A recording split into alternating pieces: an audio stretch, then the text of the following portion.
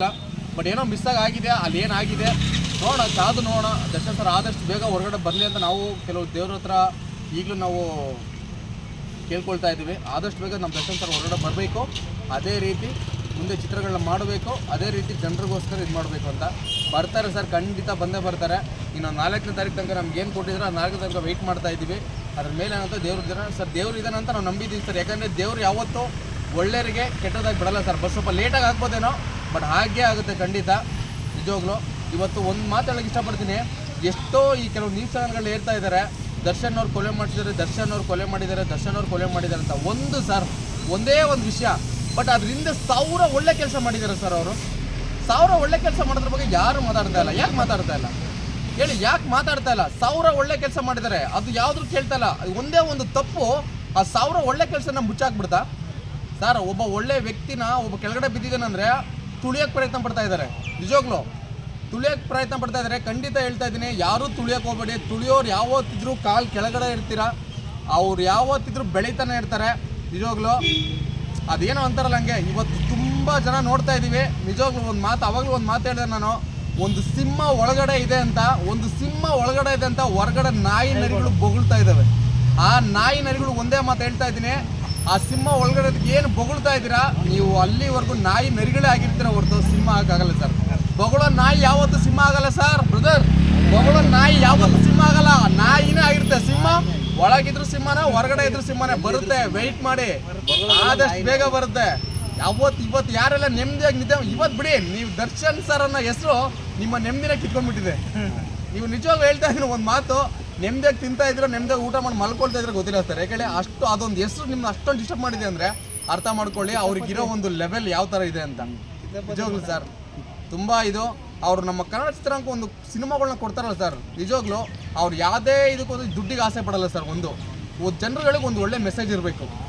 ನಿಜವಾಗ್ಲೂ ಜನರುಗಳಿಗೆ ಒಂದು ಒಳ್ಳೆ ಮೆಸೇಜ್ ಇರಬೇಕು, ಆ ಇದರಿಂದ ಇದಾಗಬೇಕು ಅಂತ.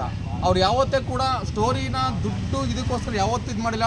ಇನ್ನೊಂದು ಅವರು ಪ್ರತಿಯೊಬ್ಬರು ಕಲಾವಿದರು ನಮ್ಮ ಕನ್ನಡದವರೇ ಆಗಿರಬೇಕು ಅಂತ ಇಷ್ಟಪಡ್ತಾರೆ. ನಿಜವಾಗ್ಲೂ ಕ್ಲಾಪ್ಸ್ ಹೊಡಿಬೇಕು ಸರ್ ಅದಕ್ಕೆ. ನಿಜವಾಗ್ಲೂ ಕೆಲವರು ಹೀರೋಗಳು ನನಗೆ ಆ ಹೀರೋನ್ ಬೇಕು, ನನಗೆ ಅವರು ವಿಲನ್ಗಳು ಬೇಕು ಅಂತ ಇದು ಮಾಡ್ತಾರೆ, ಡಿಮ್ಯಾಂಡ್ ಮಾಡ್ತಾರೆ. ಇವ್ರು ಹೇಳ್ತಾರೆ, ಒಬ್ಬ ಡೈರೆಕ್ಟ್ರು ಪ್ರೊಡ್ಯೂಸರು ನಾನು ಅವ್ರನ್ನ ಕರೆಸ್ತೀನಿ, ದರ್ಶನ್ ಅವರ ಇವ್ರನ್ನ ಕರೆಸ್ತೀನಿ ಅಂದರು. ಬೇಡ, ನಮ್ಮ ಕನ್ನಡದವರು ಬೇಕು ಅಂತ. ಯಾಕೆ ಅವ್ರಿಗಿರೋ ಒಂದು ನಮ್ಮ ಕನ್ನಡದವರು ನಮ್ಮ ಇಂಡಸ್ಟ್ರಿ ಬೆಳಿಬೇಕು ಅಂತ. ನಿಜವಾಗ್ಲು ಅವರು ಒಬ್ರು ಈಗ ಆರಾಧನಾ ರಾಮ್ ಇದಾರಲ್ಲ, ಈಗ ಕಾಟೇರ ಮೂವಿ ಹೀರೋನು, ಅವ್ರು ಏನು ಸರ್ ಹೇಳಿ? ಕಾಟೇರ ಮೂವಿಲಿ ಅವ್ರನ್ನ ಹಾಕೋ ಅವಶ್ಯಕತೆ ಏನು ಸರ್ ಇತ್ತು? ಅಂತ ಬಿಗ್ಗೆಸ್ಟ್ ಸಿನಿಮಾಗ ಅವ್ರನ್ನ ತಗೊಂಡು ಇವತ್ತು ಅವ್ರನ್ನ ಚಿತ್ರರಂಗಕ್ಕೆ ಪರಿಚಯ ಮಾಡಿಕೊಟ್ಟಿದ್ದಾರೆ ಅಂದರೆ ನಿಜವಾಗ್ಲೂ ಸರ್ ಅವ್ರಿಂತ ಎಷ್ಟೆಷ್ಟೋ ಕಲಾವಿದರು ಬೆಳೀತಾ ಇದ್ದಾರೆ ಸರ್. ನಿಜವಾಗ್ಲೂ ಆ ಸಪೋರ್ಟ್ನೆಸ್ ಅವ್ರಿಗಿದೆ. ಅದೇ ಥರ ಚಿತ್ರರಂಗ ಅವ್ರು ನಿಜ ಹೇಳ್ತಾ ಇದ್ದೀನಿ, ದರ್ಶನ್ ಸರ್ ಇಲ್ಲ ಚಿತ್ರರಂಗ ನಿಜ ಇಲ್ಲ ಸರ್. ಬರ್ಕೊಂಬಿಟ್ಟು ನಿಜ ಹೇಳ್ತಾ ಇದ್ದೀನಿ, ಚಿತ್ರರಂಗನೇ ಇಲ್ಲ. ಇವತ್ತು ಪ್ರತಿಯೊಬ್ಬ ಥಿಯೇಟ್ರ್ ಓನರ್ಗಳು ಕೂಡ ಬಾಗ್ಲಾಕೊಂಡು ಕೂತಿದ್ದಾರೆ. 2,000 ರೂಪಾಯಿ ಥಿಯೇಟ್ರ್ ಓನರ್, ಅವ್ನು ಹೇಳ್ತಾನೆ, ಥಿಯೇಟ್ರ್ ಓನರ್ಗಳು 2,000 ರೂಪಾಯಿಗೆ ನಾನು ದಿನ ಓಪನ್ ಮಾಡ್ಬೇಕು ಸರ್, ನಮ್ಮ ಕೈಲಿ ಆಗಲ್ಲ ಸರ್ ಅಂತ ಅವ್ರು ಹೇಳ್ತಾರೆ. ಒಂದು ಮಾತು ಹೇಳ್ತಾರೆ ಸರ್, ದರ್ಶನ್ ಸರ್ ಸಿನಿಮಾ ಬರಬೇಕು, ಅವತ್ತು ನಾವು ಹೊಟ್ಟೆ ತುಂಬ ನಮ್ಮ ಹೆಂಡತಿ ಮಕ್ಕಳು ಊಟ ಮಾಡಿ ನಿಮಗೆ ಮಲಗಬೇಕು ಸರ್ ಅಂತ ಅರ್ಥ ಮಾಡ್ಕೊಳ್ಳಿ. ಅದು ದರ್ಶನ್ ಸರ್ಗೆ ಅವ್ರ ಸಿನಿಮಾ ಇರೋ ತಾಕತ್ತು. ನಿಜ ಸರ್, ಎಷ್ಟು ಸಿನಿಮಾ ಹೋಗಿದೆ sir theatre. Kaatera movie sir, Kaatera movie ಬಂದರೆ ಹಳ್ಳಿಯಿಂದ ಎತ್ತಿನ ಗಾಡಿ ಮಾಡ್ಕೊಂಡು ಸಿನಿಮಾ ನೋಡಿದ್ದಾರೆ ಸರ್ ಜನಗಳು.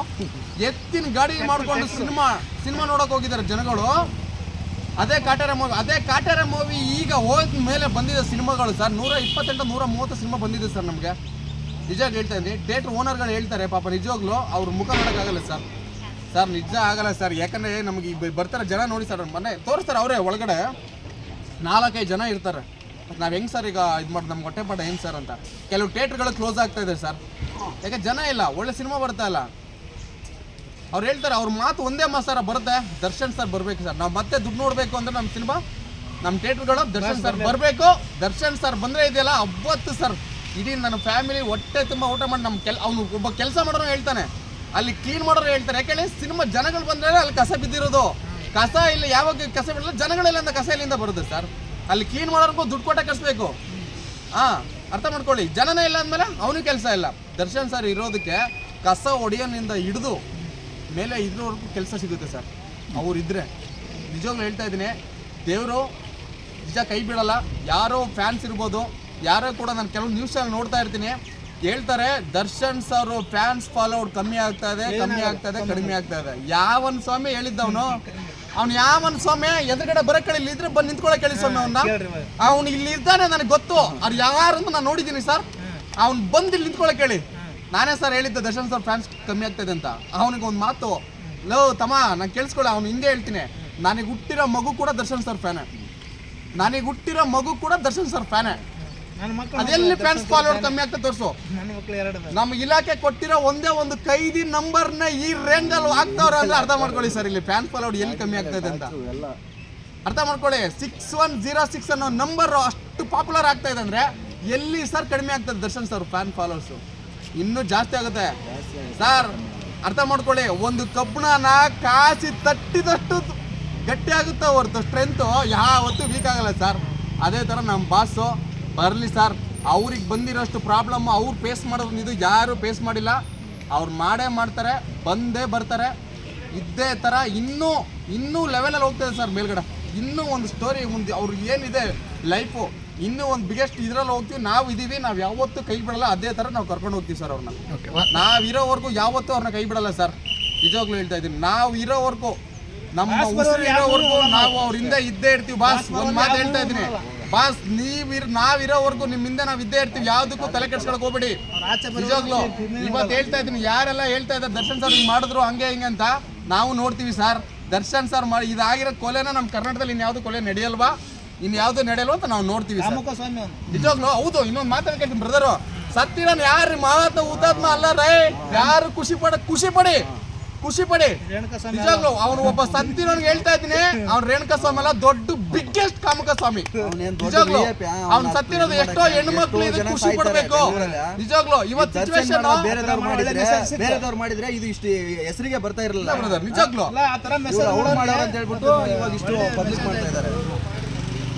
ಇವತ್ತು ಏನು ಹೇಳ್ತಾ ಇದ್ದೀನಿ, ಇವತ್ತು ದರ್ಶನ್ ಸರ್ ಹೇಳ್ದಂಗೆ ದರ್ಶನ್ ಸರ್ ಕೊಲೆ ಮಾಡಿದ್ರು. ಅದೇ ದರ್ಶನ್ ಅನ್ನೋ ಒಂದು ನೇಮ್ ಇಲ್ಲದೆ ಬೇರೆ ಇದ್ದಿದ್ರೆ ಹೋಗಲ್ಲ ಮುಚ್ಚೆ ನ್ಯೂಸ್ ಚಾನಲ್ ಅಲ್ಲೂ ಬರ್ತಾ ಇರ್ಲಿಲ್ಲ, ಯಾರಿಲ್ಲ. ಅಬ್ಬಬ್ಬ ನ್ಯೂಸ್ ಚಾನಲ್ ನೋಡೋಕ್ಕಾಗಲ್ಲ ಸರ್.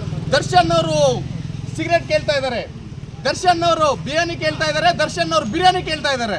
ಅಡ್ಡಾಡ ಇವ್ರು ಏನ್ ಕ್ಯಾಮ್ರಾ ತಗೊಂಡೋಗ್ಬಿಟ್ಟು ಹಿಂಗ್ ಫೋಕಸ್ ಮಾಡಿದ್ರು ಸರ್ ಅಲ್ಲಿ ದರ್ಶನ್ ಅವ್ರಿಗೆ. ಅವ್ರು ತೋರಿಸ್ತಾರೆ. SS ಟಿವಿ ಸಿನಿಮಾ ಜಗತ್ತಿನ ಕ್ಷಣ ಕ್ಷಣದ ಸುದ್ದಿಯೊಂದಿಗೆ.